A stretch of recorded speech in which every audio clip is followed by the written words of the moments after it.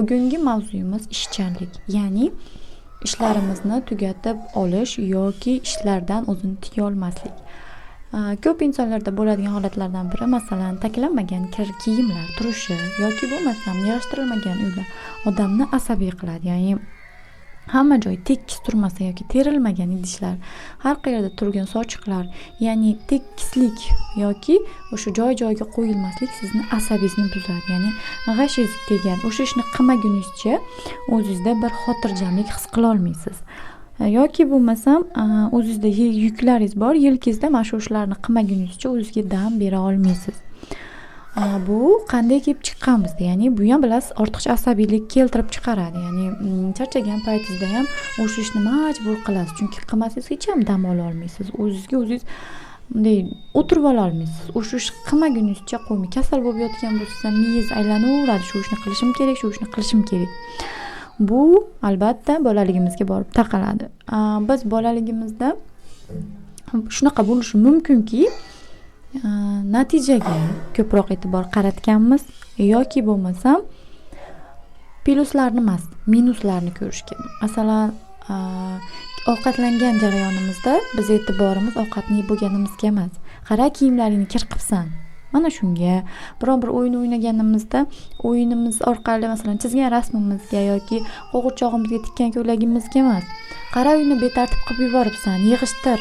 Shunaqa o'yinlaringni o'ynama deganman.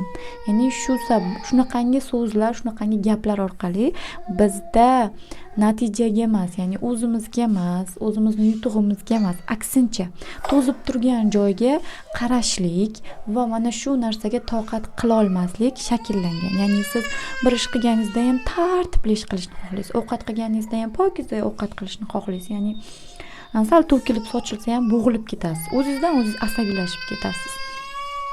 To'kilgan unni ko'rsangiz ham achchig'ingiz chiqadi.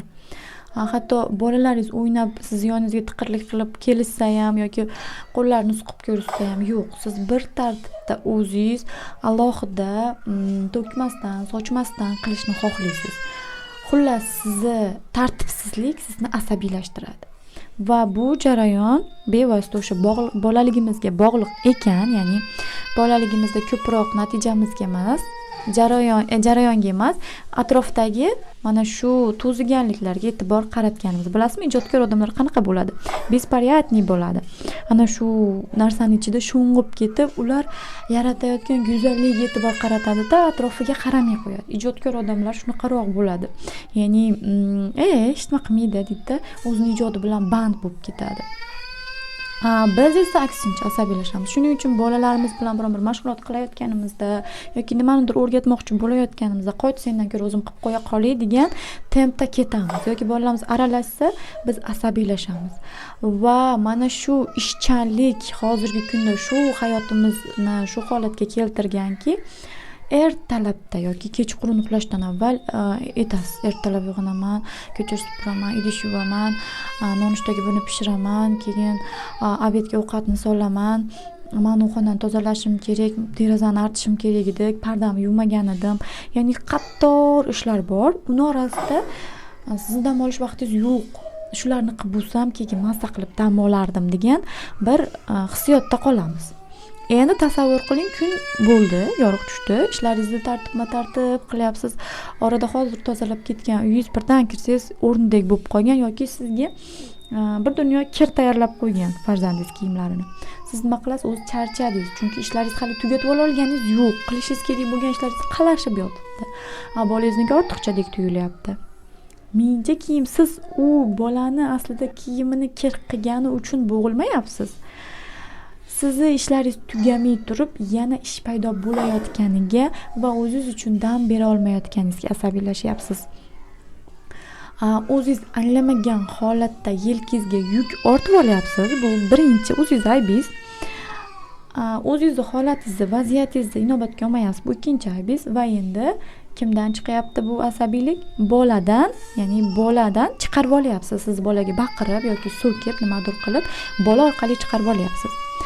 Endi siz qizlik paytingiz qanaqa yashagansiz, hozir qanaqa yashaysiz, bu menga qorong'u, lekin onalik davri degan narsa bu menga ayon.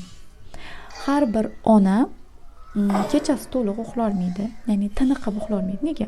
Bolasini qaraydi. Katta bolasi bo'lsa ham ustini o'rab qo'yish haqida o'ylaydi. Chaqalog'i bo'lsa qornini to'qlagan uyg'onadi. Ona xullas uyg'onib uxlaydi. Tiniqib, kechqurun uxlab, ertalab uyg'ona olmaydi. Orada uyg'onadi, nimadir sabablar bilan uyg'onadi. Va hammadan kech uxlaydi, hammadan erta turadi. Va uning miyasi uxlayotganda ham band bo'ladi.